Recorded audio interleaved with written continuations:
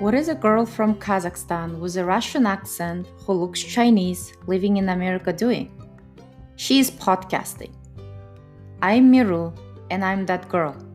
You may know me as your savings pro, but life is more than money. I'm here to share my personal, cultural, and professional experiences. We will talk about the currency of life, family, career, business, money, and more. Welcome to the Miru Experience podcast.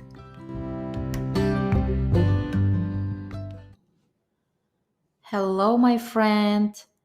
So, welcome to episode 1 of season 2.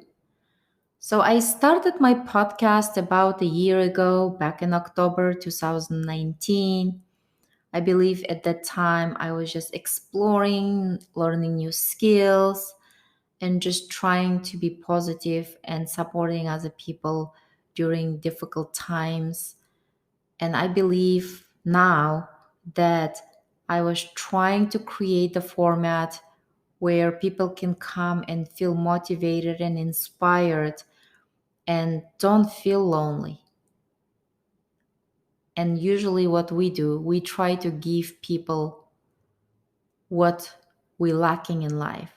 And I wouldn't say I consciously knew about my feelings of feeling stuck, frustrated, or unfulfilled in life. I felt like I was a happy person and I had everything going for me. Overall, I have a good life. So, through this experience, being locked down, it just gave me so much clarity and understanding of what I was missing, what habits I have, or what patterns I have created over the years, and just be honest with myself and break through the barriers of hurdling myself towards leading that happy life. The happy life that you wake up and you don't feel like something missing in you, or you feel like, whatever you're doing isn't good enough, or whatever the pressure we put on ourselves as human beings. So through the journey of, exploring and transforming myself, I have actually written a book, and that is based on combination of my personal, professional, and cultural experience. That was actually the purpose of the podcast when I started. So throughout my life, like I mentioned earlier, like I felt I was blessed in many ways, yet I also felt stuck, frustrated, and unfulfilled in my being. And I just couldn't explain why.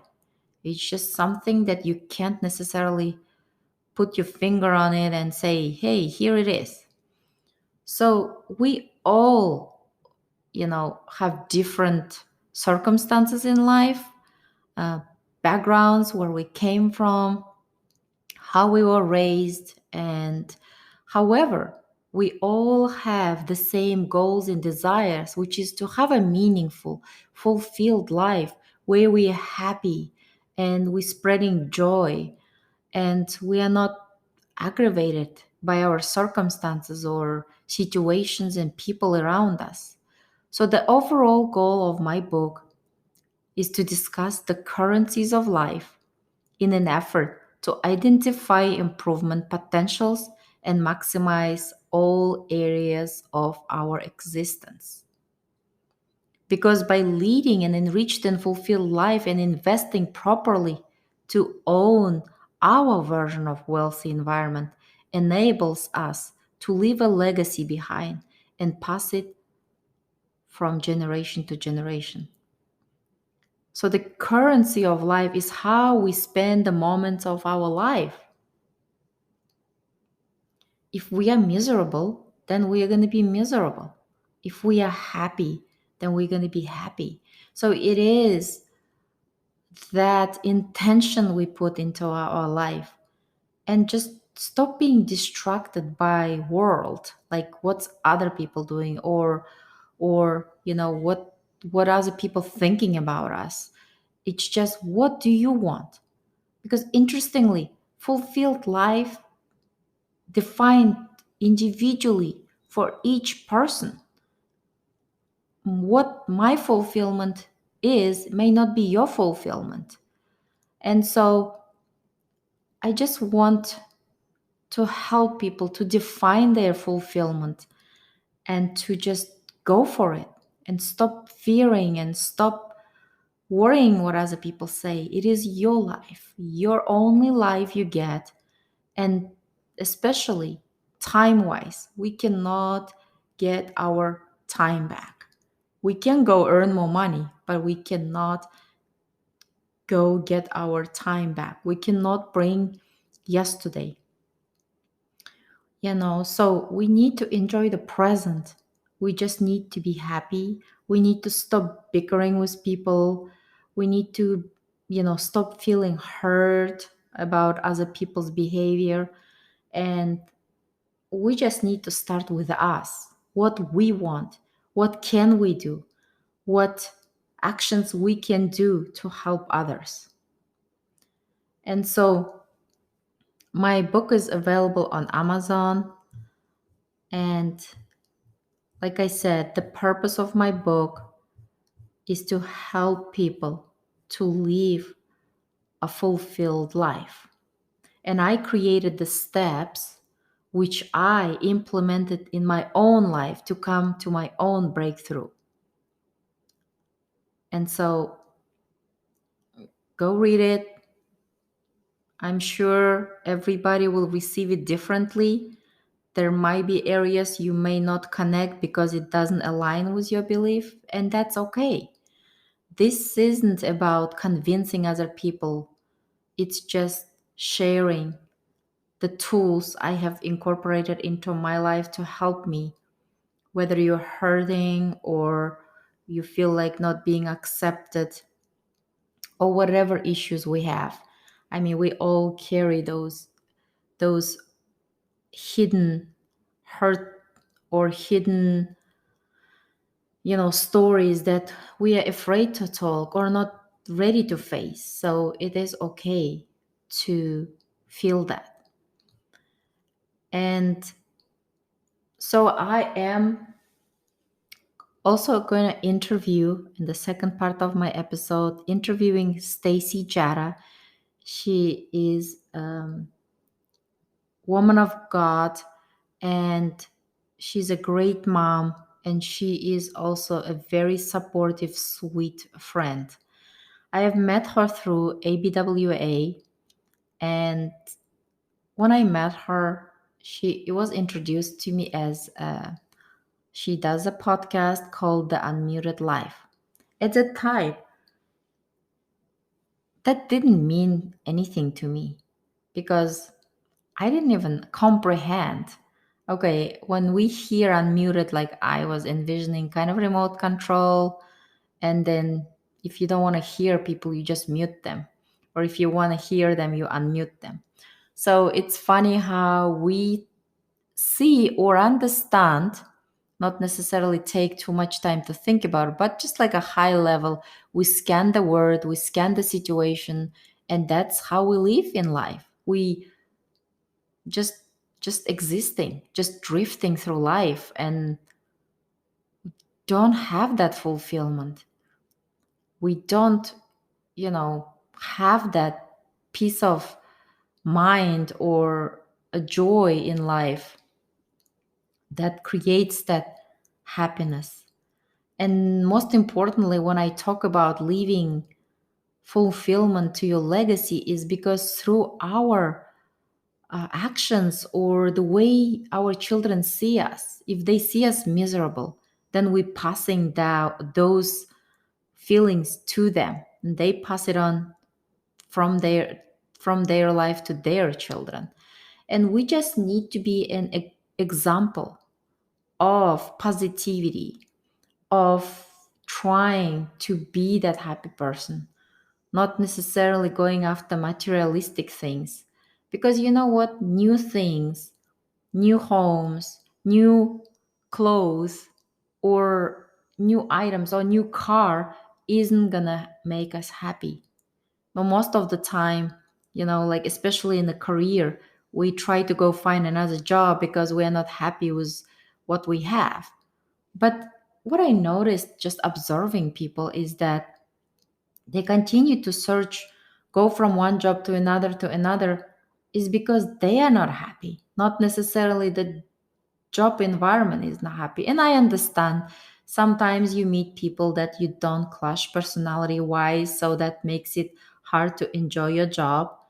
But it all comes back to us, to our inner self, that we need to like react to certain circumstances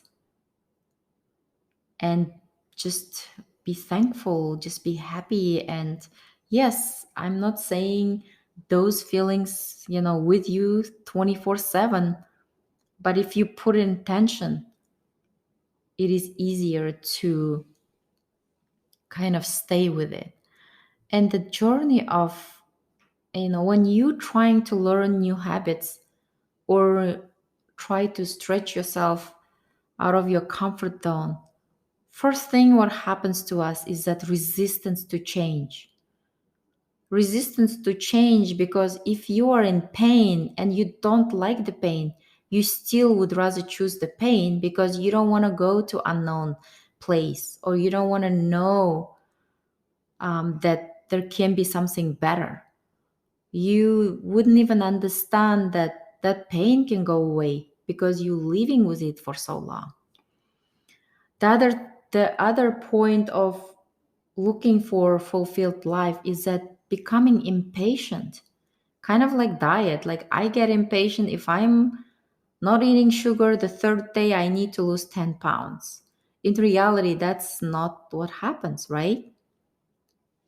So of course the third piece of it is the commitment to change, commitment to want, and commitment to want to go after what you want, and stop limiting your beliefs. And so, as I say, from why I encourage people sharing their stories is because when you share your stories, not only you healing yourself, but you also helping others. Because in all of our pains, we're not alone. We all have similar pains, whether it's losing mom or losing dad or losing siblings or going through divorce or parenthood challenges, anything, losing job. It feels like when you are in pain that you are the only one and nobody can understand your pain. But in reality is, if you share your story, you reach out to people. People are usually, human beings are like, they might be protective of themselves, but when it's time to help, most people are willing to help and share what they know and encourage you. And sometimes maybe those people who you share, they might come across as judgmental or whatever, but that's not a reflection of you. Or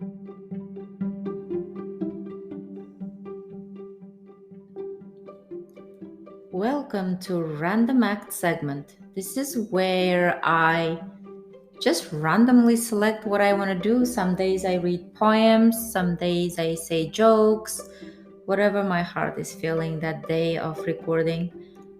So today I actually feel like a poem, living in the present moment. And this poem is to express the importance of each moment in life and living it to the fullest. The poem called Each Moment is Precious by Pat Fleming. Live in the moment. Just take it all in. Pay attention to everything, right there and right then. Don't let your mind wander to what's coming next. Cherish this moment and give it your best. Don't let tomorrow make you rush through today, or too many great moments will just go to waste. And the person you are with in that moment you share, give them all of your focus to totally there. Laugh till it hurts. Let the tears drop. Fill up each moment with all that you have got. Don't miss the details. The lesson is there. Don't get complacent. Stay sharp and aware. It can take but a moment to change your life's path. And once it ticks by, there is no going back. In just 60 seconds, you may make a new friend, find your true love, or see a life start or end. You became who you are in those moments you live, and the growth not in taking, but in how much you give. Life is just moments, so precious and few. Whether valued or squandered, it's all up to you. What a beautiful poem. It just sums up everything I am trying to convey in my story and my message, and actually speaking to Stacy. This is like a totally a perfect poem to kind of summarize it. So I hope you enjoyed it. I'll see you next time.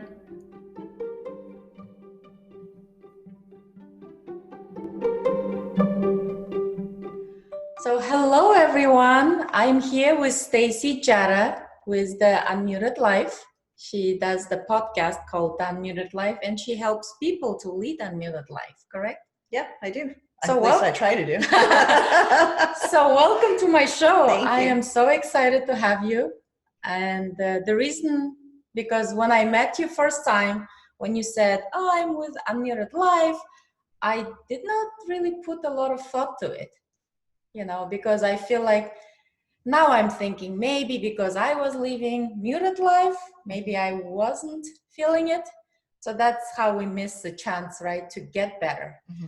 So I kind of wanted, I guess, to get your point of view. What is unmuted life, in your view, and how do you see it, and how can people, catch it like on time and not just living through life muted for 10, 20 years, Well, I think it depends on, thanks for having me. I'm not used to being the one being interviewed. I'm used to being on the other side. Yeah.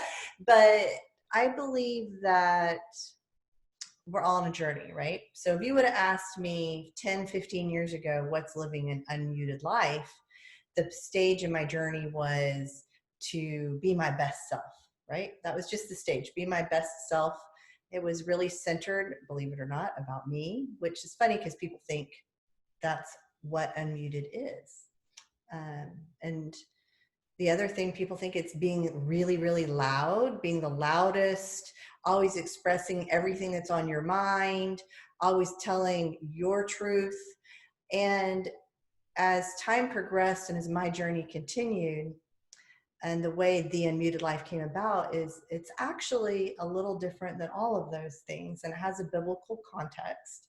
And it's when the angel Gabriel came to Zechariah and said, hey, you're going to have a son and you're going to do this, and you're going to name him John. And he was like, oh, and the angel Gabriel muted Zechariah. And because he wasn't doing the will of God the way that God was asking him to do it, he was muted. And then when John was born and he wrote down his name, and then he became unmuted. And his first thing he did when he became unmuted was to give praise to God. Oh, wow. And so when we're living an unmuted life, what we should aspire to be doing is God's will first. What does he will for us? He always is going to will the best thing for us. We get in our way. because we think we know better. And so, so that's, I guess, the first part of being unmuted is to be unmuted in the joy of God and living how he desires us to live, because he created us for a purpose. And often we don't even know the purpose. Sometimes we're just meandering. We feel like we're meandering, but he is directionalizing us. And at the same time, he's given us all talents and gifts. And a lot of times we've muted those gifts. So because we're afraid of, like, maybe you have a beautiful voice, but you won't use it, right? Or maybe you're just singing the wrong tune, right? But are we singing it the way he wants us to sing? So it takes us to, what are your gifts that he's given you? How can you water those gifts to help them grow? How can you pull the weeds so you can shine brighter and grow bigger and brighter? And how can we give praise? And all those things combined make an unmuted life. Yeah. Now, totally, I so relate to the story you just saying, right? Like muted. I feel like, like I kind of hearing my backstory, right? You saying, I feel like I was gifted, but I just didn't know. Like I didn't know how to praise God properly because I wasn't taught to do that. And so I feel like all my life, I believe most of us, we are like a control freak, right? We control everything. We want to control every outcome of our life. In the end, most of the time, the control becomes a disaster, right? And I wouldn't say necessarily bad disaster, but it doesn't sometimes turn out the way we wanted or we hoped. But we kind of, okay, I guess. And then at that time we say, I guess it's God will, So in a way, I feel like, like I said, now I am about fulfilled life because, like I said, for me, it was like a light turned on. So as light turned on, now I see unmuted life sounds different than I met you a year ago, and I think life is so interesting. And like you're saying, using the skill set, most of the time we use it the wrong way, right? Or we don't know how to be positive, and we as humans become self-centered. That's our nature. We want to become our own God. Yeah. Right. Yeah. And so we want to design and we want to do everything the way we think it to be fit. But we've actually been given guides and instruction. And then if we would just kind of turn to that a little bit more, we would find that life in a lot of ways gets a little easier. In some ways. Life's a struggle. I heard someone say once, he said, life is not a cruise ship, it's a battleship. And it's true. Life is full of struggles. But there is joy in that. And somebody recently was telling me her life is hard right now. Very, very difficult. And I feel bad for her. She's going through a period of growth. Yeah. And so we're constantly being formed through that growth. And we're either going to get better or we're going to get bitter. But if you believe that there's purpose behind you, there's purpose behind your life, that there is a divine creator, and that he has a great story for us to evolve. And we're part of a tapestry that's beautiful. And, you take that tapestry and you look on one side, it's the ugly side, right? That's the earth side. And you look at the other side and the tapestry is beautiful. That's the heaven side, right? But every thread in the tapestry has a place and a purpose. And we're all part of that tapestry. And it takes everybody to make this beautiful piece of art.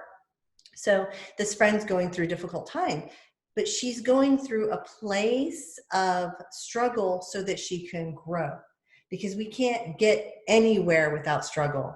Otherwise, you're just living a very dull, veiled life. Yeah, lonely, frustrating. It's in the struggle that you are formed. You're formed through fire in a way. You're formed through that. But to know that there's more, and you just keep plugging away, and you have faith in it, and it will get you through to the next level of your growth. Because life is hard. There's no doubt. Well, it is hard, but it also as hard as you want to make it. Right? Exactly. Like, hard as you want to make it. If you're dwelling over your problems, we all have problems, but it's kind of, I started looking at it differently lately, because I always imagine like a plant. And if I'm watering that negative side of it, of course it's going to grow, continue to grow. Versus if you kind of like, okay, it's kind of a weed, let's pull it off and start watering positive side. And like you said, putting intention to it. And that was my perspective change, you know. Like I say, I used to like, you know, call my friends and like dwell over some things that didn't satisfy me as a human or wasn't in my control. But since I stopped doing that, but more of it putting an effort, what I can do today, like not even worrying tomorrow because nobody's promised tomorrow, right? What I can do now to feel better in the next few hours and so on. So it's very interesting, you know, like the unmuted life, like you were saying, most of us, especially husbands, can we mute you while watching TV? Because we like to talk. My husband a week or so ago said something about somebody not saying something or whatever, and I said, well, that's because a man solves a problem in 7 words and it takes a woman about 3 pages. Yeah. Like, you know, we communicate differently. But on the topic of growth though and watering, part of it is we have to remember that we have seasons. Yeah. Right. So we're coming into the fall season now. Looking outside, it's still pretty. This is a beautiful time of year, but things are going to start to die. The grass dies, the flowers die, the leaves fall off the trees. We have seasons. We are the same as humans. We have moments that parts of us, you know, will fade so that they can regenerate in the spring. So we go through those same phases in a way, different periods of our lives where things have to kind of fade and die, and then they regenerate and bloom again. And when they bloom, as long as we're watering, cultivating, then what will happen is those flowers have beautiful blooms. Yeah. Definitely. I mean, I love nature, so whenever you're describing, I'm imagining all these flowers in my head. The scary part is I don't have a green thumb. So like in my house, it's like survival of the fittest is my rule. So it's possible that if it's green, it's going to die. And my husband, how did you raise kids? And I'm like, well, you know, they're okay because I just toss some food their way. Yeah, all right. So not a green thumb, but anyways. Yeah. No, I actually thought I am not a green thumb, but I went and bought a bunch of plants. Half of it died, but half of it's still growing. So I think there's hope. It's yeah, exactly. I was gonna tell you, there is hope to shift and learn new skill set. Because the reason for me, I love plants, I love trees, but I always was afraid to kill them. So I didn't purchase, I didn't nurture them. But now I just go water them, and if they die, I say I'm sorry. Some of the most fascinating people that I have met in my life are all people that never stopped learning and growing, making goals and having dreams. Because sometimes as we get older, life can seem boring or monotonous. Some people, as they get older, think that it's not worth it, I guess, in a way.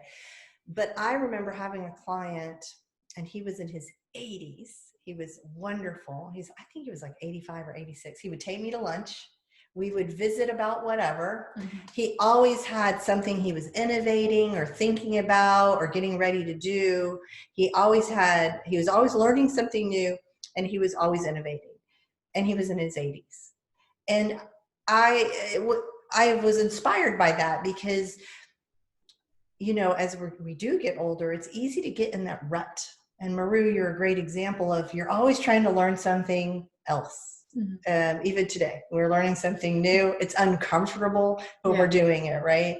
And having that ability to have a desire to keep growing is actually part of the plan.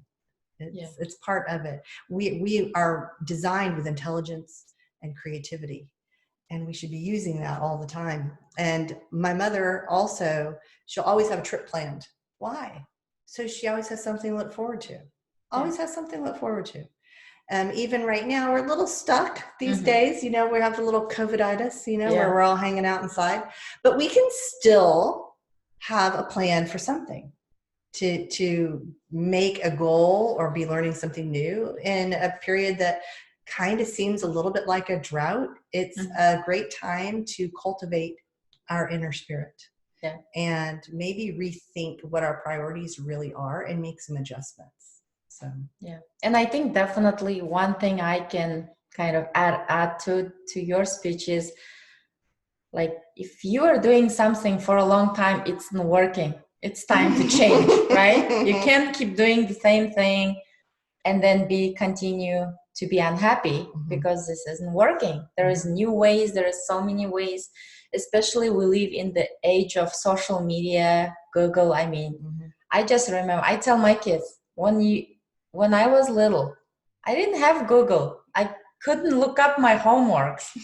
I mean, I could barely go to library. Maybe we had a small library, but nowadays there are so many books, and I mean, if you want it, it's all out there.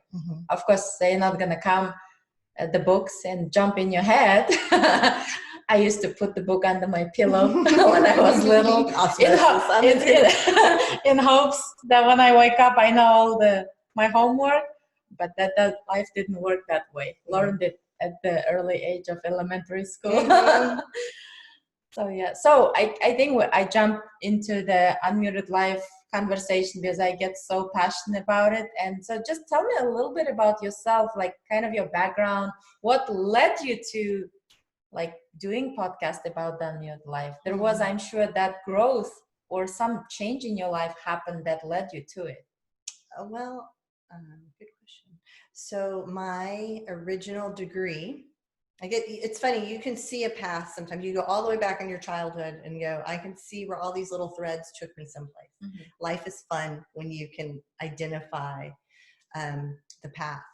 And as a child, in the fourth grade, I had a cassette tape player. That's how old I am. I had a cassette tape player. If y'all don't know what that is, it's like this little tiny cassette that goes into a player and it tapes what you say. It was really something. So I had one of those, and I would record a show in my room called Stacy's New News.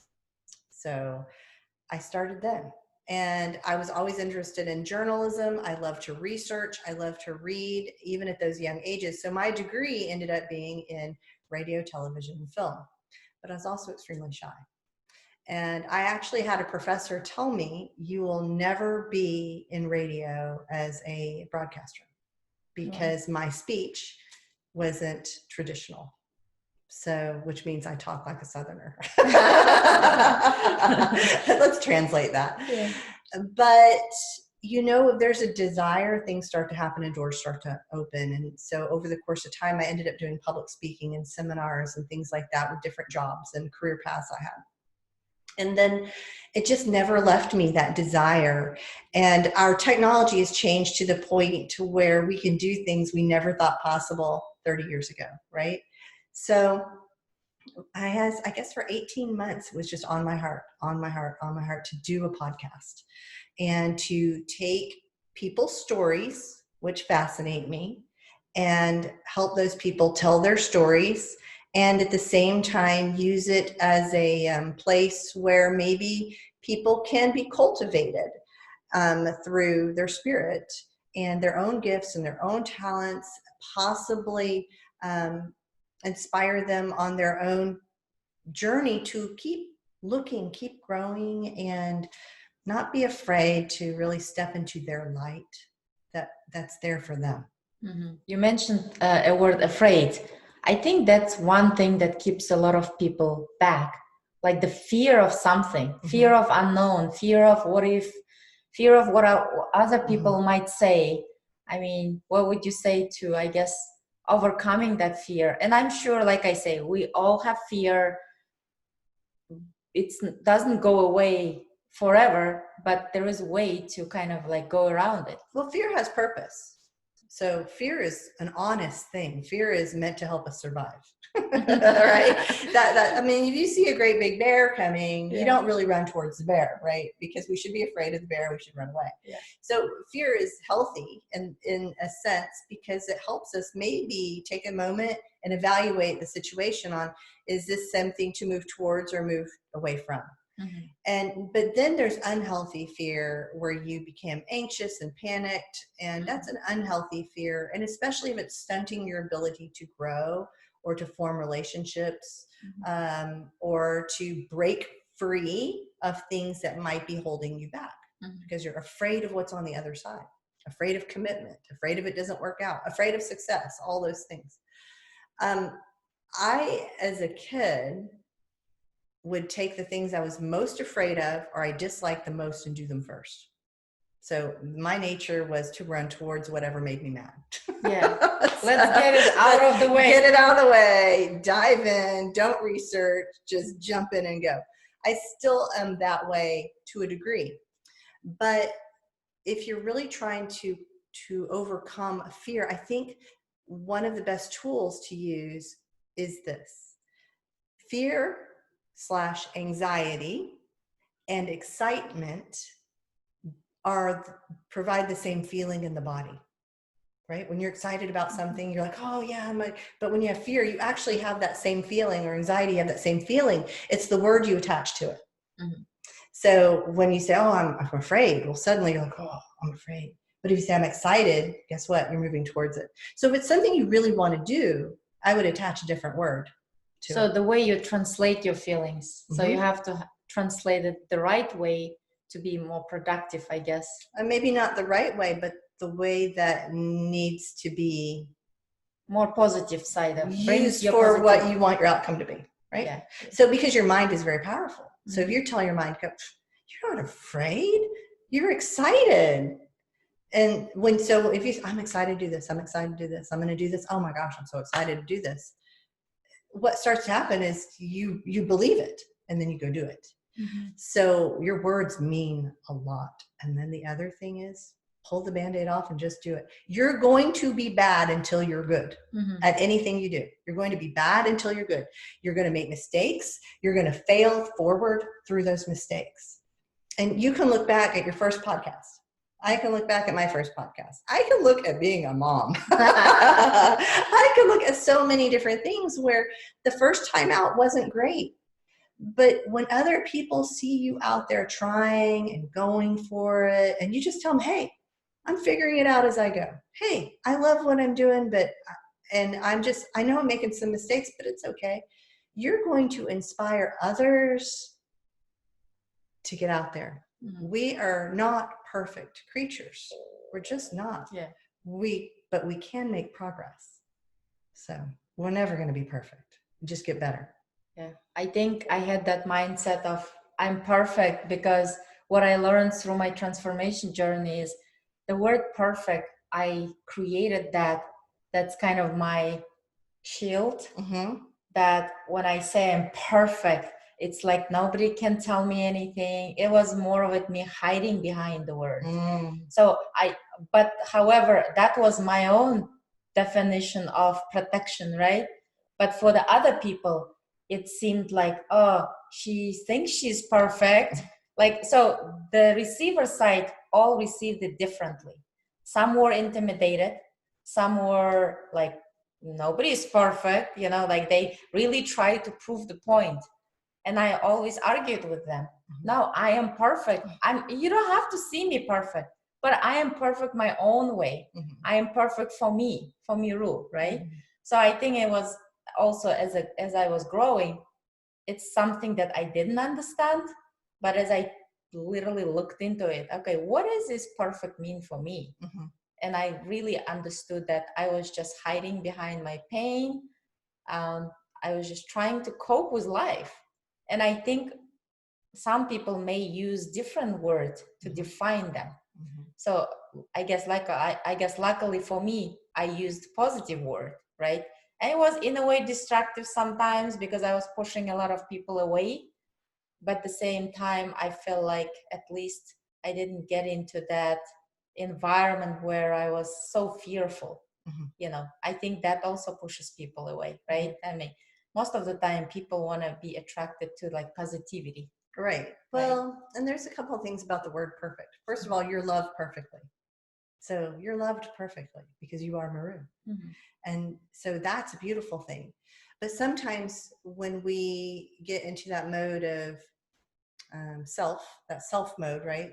Where I'm perfect or I'm the best, or so there's a difference between being confident and being egotistical. Yeah. There's a difference. But to be confident and humble at the same time, to have a sense of humility. Humility is a virtue. Humility is something that we should be striving for. Because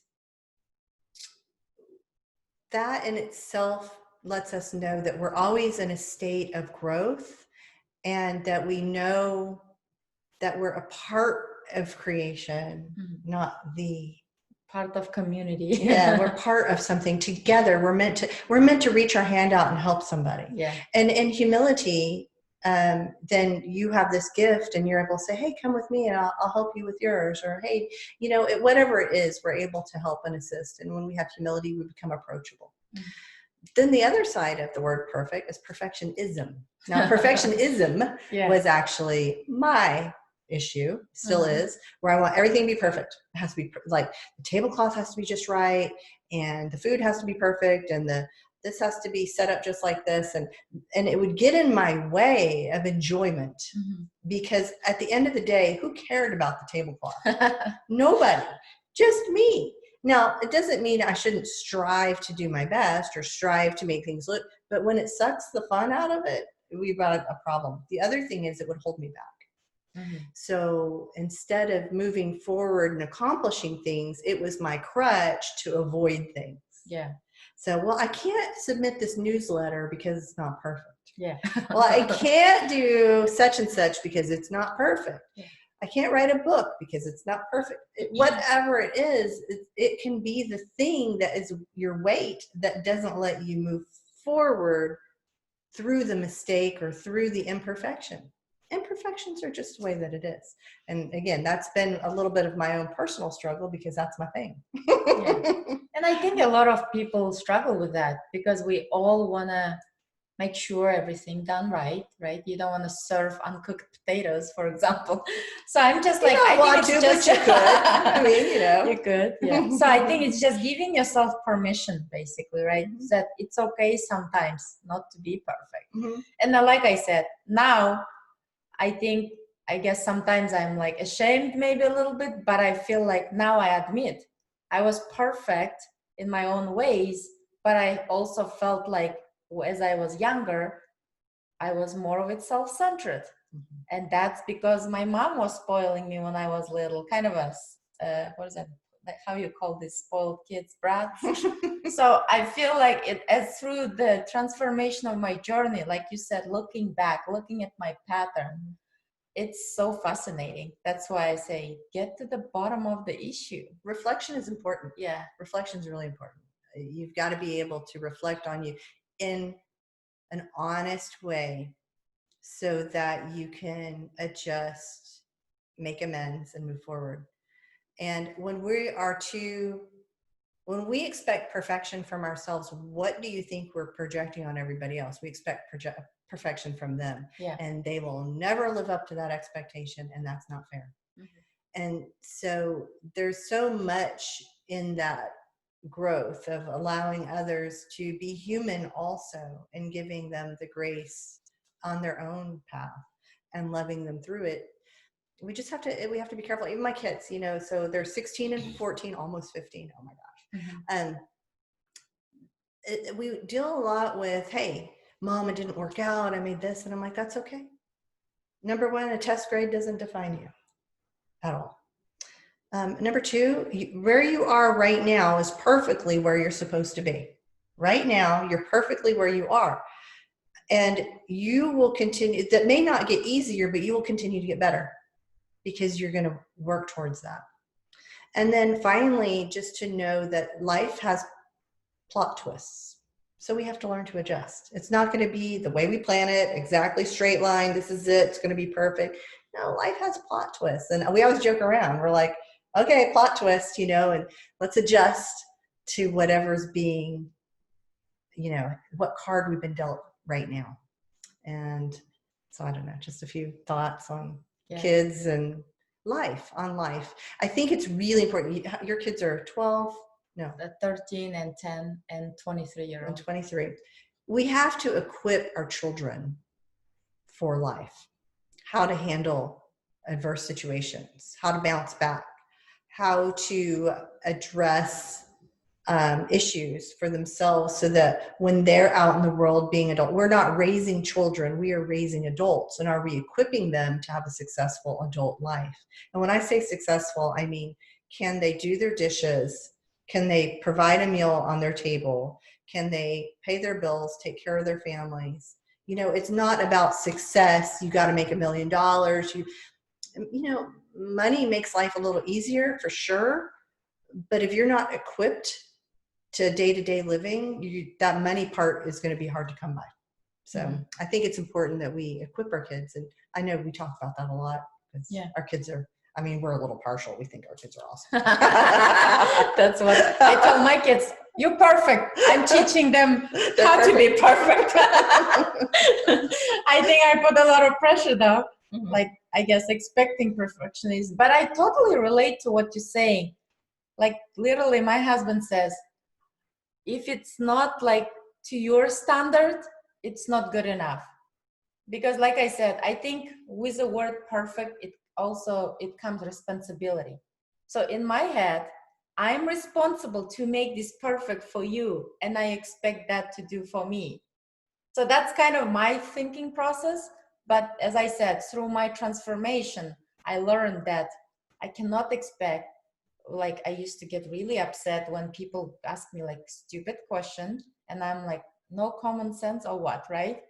But then, like I said, as I took that transformation journey, I realized, well, it's maybe common sense for me, but not common sense for them. So it literally changed my relationship. Like I said, I feel like most of my life I was pushing people away. It's because A, they didn't meet my standards. B, you know, they don't understand simple things. So how can I even talk to them without being irritated the whole time, right? So I feel like, you know, because of that, I missed a lot of good opportunities, maybe building relationship with people. But now, like I said, looking back, even like sometimes I tell my husband, I'm looking at myself, like even being inside me right now. It's like I have this old version mirror and a new version mirror. And it took me like you're saying, being honest, understanding the fear differences. Do you run away or do you run towards? Or so it's a lot of work, but also rewarding. Like coming, like literally, I feel unmuted now. You know what I mean? Like, and I think that another conversation I want to kind of bring in is like you talking about loving God.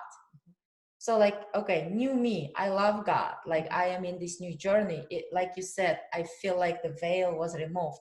I see things differently. However, the reason I'm asking this question is like, I came across a lot of people like, well, for example, we like your book, but we don't like the fact that you talk about God, right? And I'm like, hey, I'm not here to push my belief on you, but more of it give my transformation journey. So like, how would you, like, I guess, have you had any people that you met before, like, hey, I don't want to talk about God? Like, there's always going to be people like that. I mean, and it's okay. That is where they are right now. But it wouldn't be true for me to not live the life of loving God. So I love God. I love Christ. And so we have to live that in our day to day, because that's the example. And so I figure one day somebody might be having a bad day and they're ready to change. And they're going to go, who do I want to be like? Who lives a life that I could model, or I would want to have, or that I want to strive for? And if they could go, wow, you know what? Stacy is a good person. She has a bright light. You feel joyful when you're with her. I mean, I hope these things, I hope this is what I do. I'm not great at all of it. Sometimes I'm a big turd. I mean, that's just the way life is. But you hope that you live the true life of Christ. And so you're eventually maybe a little beacon of hope. And then when they're ready, Mm-hmm. they'll be ready. Yeah. And I don't get mad at anybody not loving my stuff because I talk about God. Yeah. I'm just not for them. Yeah. I might not be their person. Yeah. I might not be where they are right now. I may not be the podcast they want to listen to. And that's okay. Yeah. But I might be what somebody else needs, what somebody else needs to hear, what somebody else. So I just do my thing. I trust that it's all going to work its way out the way it's supposed to. And that maybe, just maybe, I can make a difference. If I made a difference to one person by doing what I was supposed to do, then I did good. Yeah.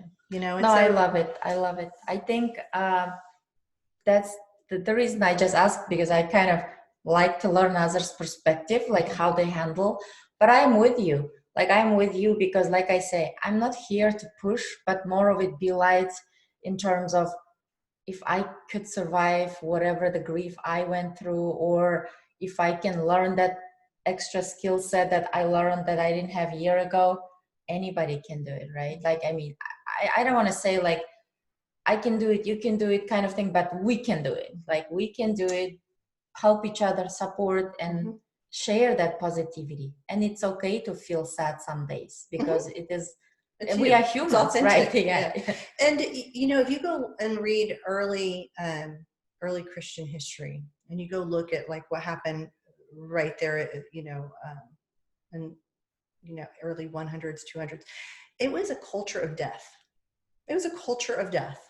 You know, hanging on the cross was a normal thing. Being killed was a normal thing.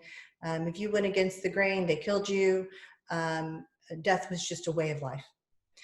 And it's so funny because you can actually see parallels in many ways today. But the Christians were different. They had a different, they believed in life after death. They had hope. They lived their hope. They lived their faith. They stayed true to the teachings, and they lived like that.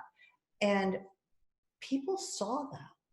They saw it. And it converted others along the way, because they said, wow, this is so different and full of hope and joy. And then when they heard the story and they understood, there was a great conversion, because what they were being told was they didn't matter. Life has no purpose. There is no value. You die at any minute and it didn't matter. And if you didn't do this, it was just a horrible, horrible place for the human spirit.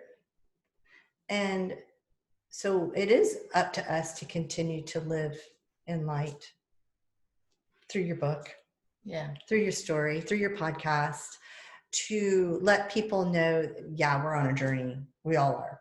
We're on a ship. however you want to call it, cruise ship or a battleship. Sometimes a little bit of both.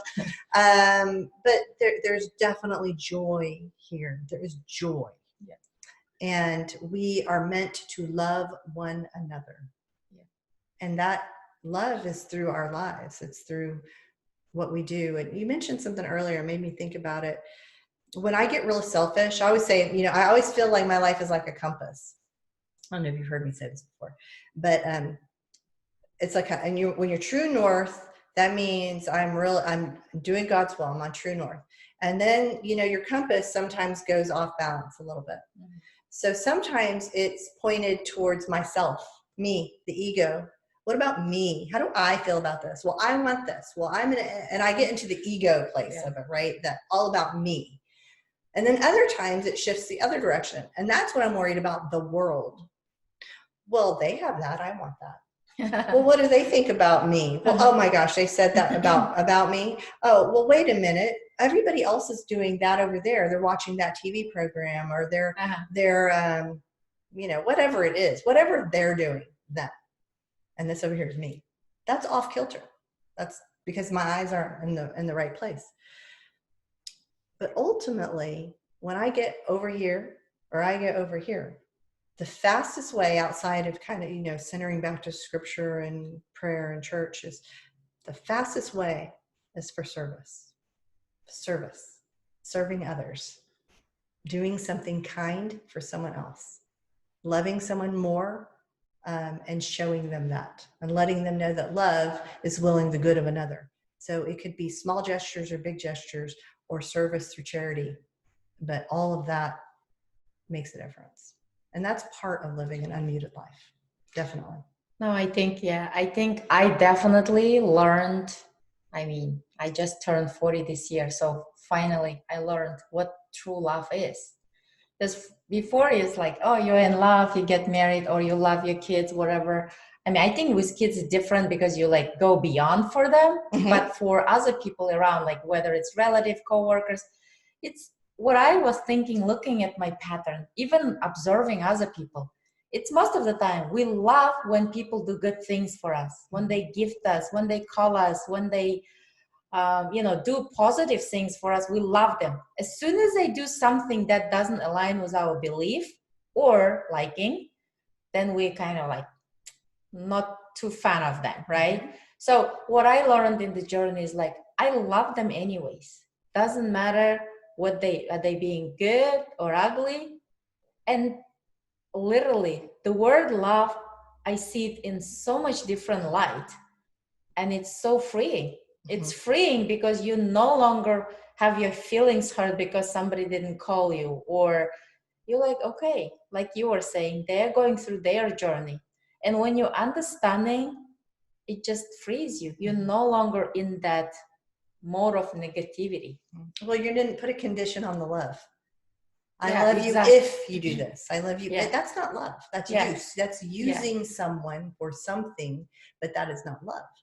And so there's a big difference there. Love is unconditional, and there's different. But most people say that. I mean, on when you say it, yes, we all say, I unconditionally love you. Do that.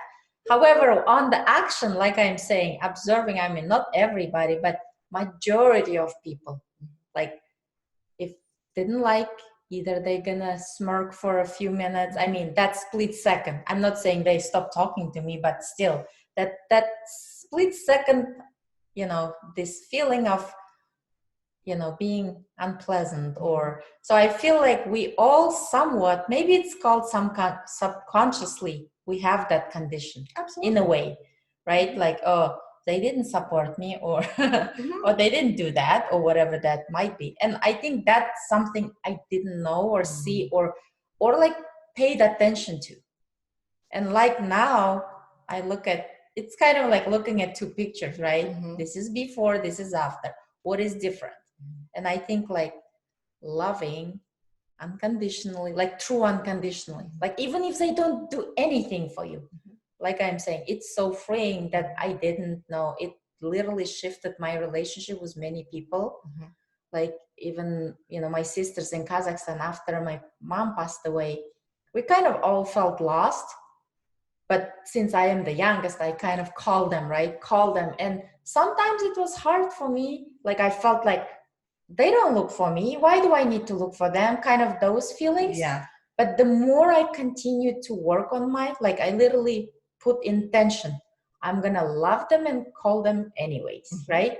And the more I did, now I'm many years later, I feel like that work I put to it, it's like, how like paying off now. I feel like they are healing and I'm healing. But if I didn't do that, I probably wouldn't even talk to them in the last 5 or 8 years. But it happened to you first, though. So the thing is, sometimes we get mad, right, at whatever. And we're like, oh, well, they need to do this. Yeah. They need to do that. And we all do it. Yeah. But it starts with us. Yeah. You changed. Yeah. You said, I'm going to love you anyways. And I love you anyways. And I'm going to act as though I love you anyways, because that's what we should do. I read a story about a deacon, and I'm not going to say who it was, but a deacon, and he's in New Orleans. And he said that when he got married, he committed to doing very small acts of love and kindness for his wife every day. Every day he'll do something small for her.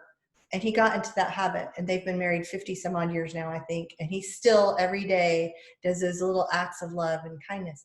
unreciprocated. He doesn't expect anything in return, but you know what? I'm going to bring you your coffee this morning. Mhm. Or I'm going to, do a dish, or I'm going to buy flour. It could be whatever. I mean, it's just, but those small acts of kindness. I'm going to rub your feet. Every day he was committed to doing at least one thing for his wife, because that is a giving of oneself to another for their benefit. Mm-hmm. And we change when that happens, Yeah. because our hearts we're like the Grinch. We start out with this little tiny little itty bitty heart, and then we start doing things that do all these things for Maru because I love her, and then my heart grows, my heart grows, my heart grows, and in the meantime, Maru's heart starts to go, well, wait a minute, that was cool. Well, all right, and then you start to duplicate those acts of charity because, well, your heart's changing too, and so it becomes a ripple. Yeah. And that is a beautiful thing, because if you're an unkind person, or you're not in that place, and you're driving and you get mad, and then you flip off another person, that person they just lost their job, or they got in a fight with their spouse, or maybe their kid's in the hospital, and they made a poor driving decision. We don't know what happened to them. They could just be a bad driver. But we're just going to say for the sake. So then angry driver flips off that driver. And so mean act to hurting person. Now that hurting person goes home, is angry, frustrated, and then their child's there, and that person who's hurt now turns around and says an unkind thing maybe to their child. Well, then that child goes in the room, they just got in trouble, and so they go in there and they punch their little brother.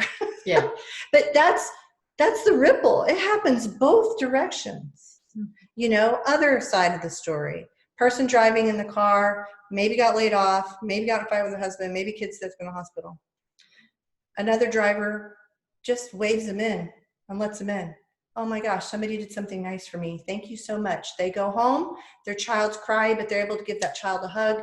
That child goes in and hands their brother a toy instead of hitting him. So these ripple effects, what we do matters.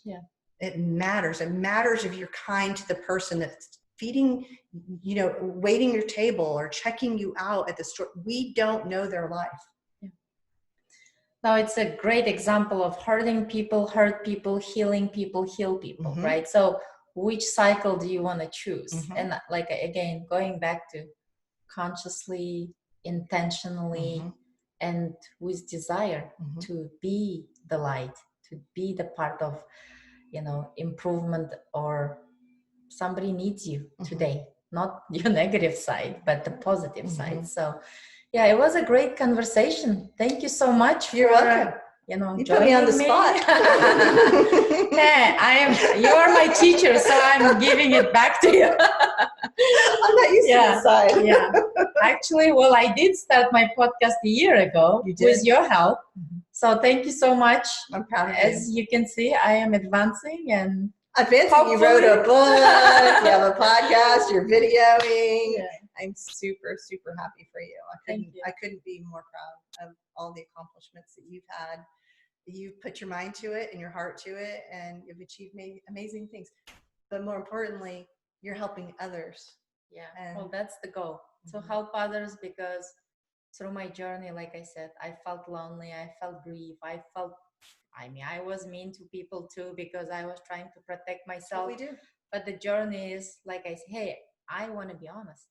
I can be mean too, but I am working intentionally every day to be the light for somebody, even if for that 5 minutes or an hour of their life. You only get a match full of light, but that's it today. Exactly. It depends how people accept it. I have my flashlight on. Oh, wait, no. Just kidding. Exactly. Okay. We're going to let our disco light shine. That's what we're going to do. Well, I really would like for us to continue our chats about anything else other than Unmuted Life. I mean, about everything, because like you said, Unmuted Life, or in my case, I call it Fulfilled Life, is all about creating habits that lead to joy, correct? So whether it's bad, good, it's intentional. So thank you so much. We should do a holiday version. How to survive the holiday with your in-laws. That I wouldn't understand, because I don't really have in-laws. I mean, my in-laws are I'll let you borrow. No. I can borrow your family. Then you run away from me, though. Well, thank you, Maru, for having me. It's been fun. Okay, thank you for coming.